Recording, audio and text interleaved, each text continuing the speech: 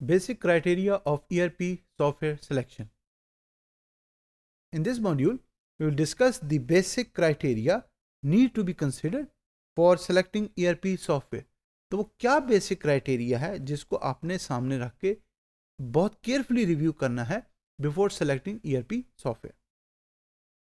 अब आपने कोई भी ERP वेंडर सेलेक्ट कर लिया, लेकिन उसके साथ साथ वो क्राइटेरिया क्या होना चाहिए. सबसे पहला criteria, what size business the software is design for.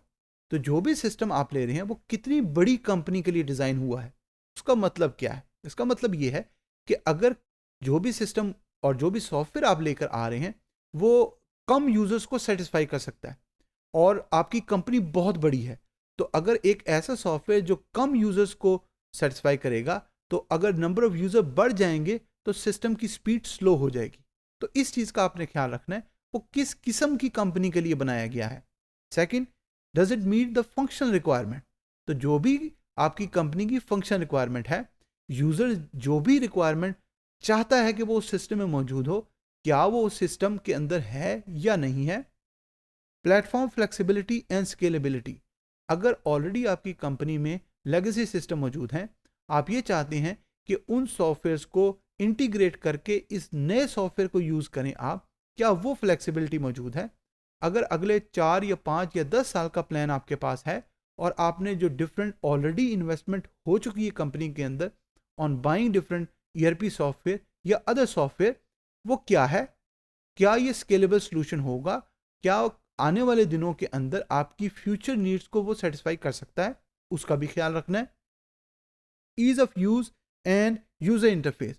क्या उसका जो यूजर इंटरफेस है, is it easy to use, is it user friendly. क्या ऐसा तो नहीं है कि यूजर्स पहले किसी और सिस्टम को यूज कर रहे हैं और इजीली उसको यूज करके अपना फंक्शन परफॉर्म कर सकते हैं, और अब क्योंकि उसका यूजर इंटरफेस मुश्किल है, उनको समझ नहीं आता कि कहाँ पे किस वक्त क्या क्लिक करना है. क्या ऐसा तो प्रॉब्लम नहीं है. तो it is a very important criteria जो आपको कंसिडर करना चाहिए.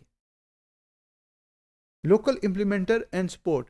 तो क्या जो भी आपने ERP वेंडर सेलेक्ट किया है और उससे सॉफ्टवेयर आप परचेज कर रहे हैं, क्या उनकी सपोर्ट उस मार्केट के अंदर मौजूद है. अगर मौजूद है तो आप कभी भी किसी भी वक्त फ़ोन उठा के उनके कस्टमर सर्विस पे कॉल करके हेल्प ले सकते हैं. Ability to work with existing hardware and software. तो अगर आपकी कंपनी में ऑलरेडी सिस्टम मौजूद हैं, आप उनको यूज़ कर रहे हैं और अब आप नया ERP सिस्टम लेकर आ रहे हैं, तो क्या उसकी इंटीग्रेशन मौजूद है. ऑलरेडी जो हार्डवेयर इन्वेस्टमेंट आपने की हुई है, क्या उसको आप फर्दर यूज़ कर सकते हैं.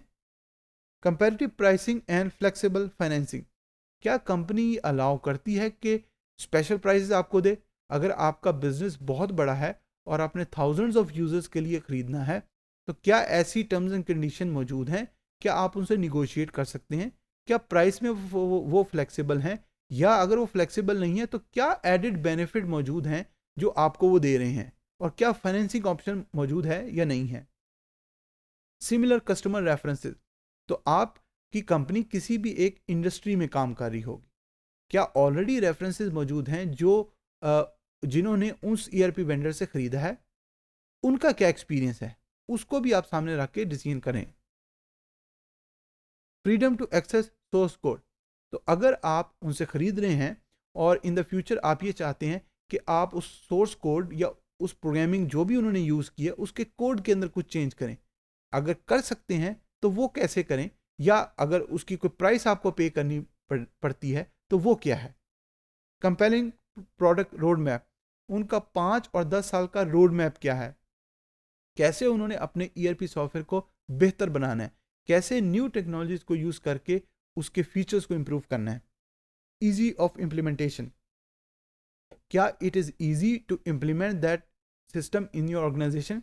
क्या बहुत ज़्यादा सॉफ्टवेयर या हार्डवेयर की रिक्वायरमेंट्स तो नहीं है. Cost of implementation, maintenance and further adaptation extension.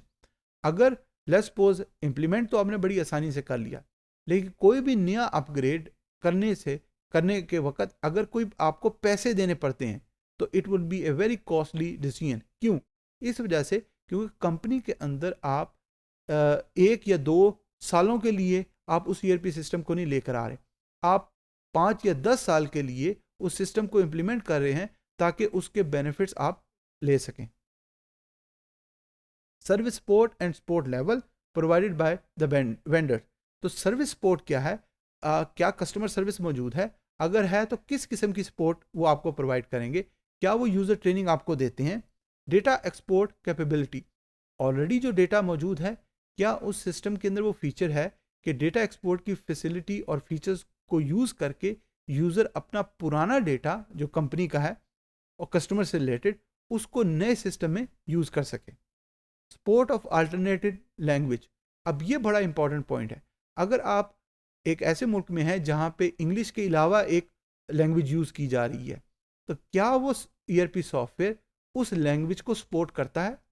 जब आप ये ख़रीद रहे हैं सिस्टम, तो आप उस ERP वेंडर से पूछ सकते हैं कि ये सिस्टम कितनी लैंग्वेजेस को सपोर्ट करता है। कस्टमाइजेशन कैपेबिलिटी, तो क्या उस सिस्टम के अंदर मौजूद है एक ऐसी फैसिलिटी कि आप अपनी रिक्वायरमेंट्स को सामने रख के कस्टमाइज कर सके। तो these are very important criteria जो आपको बड़े केयरफुली रिव्यू करने की ज़रूरत है बिफोर मेकिंग ए डिसीजन।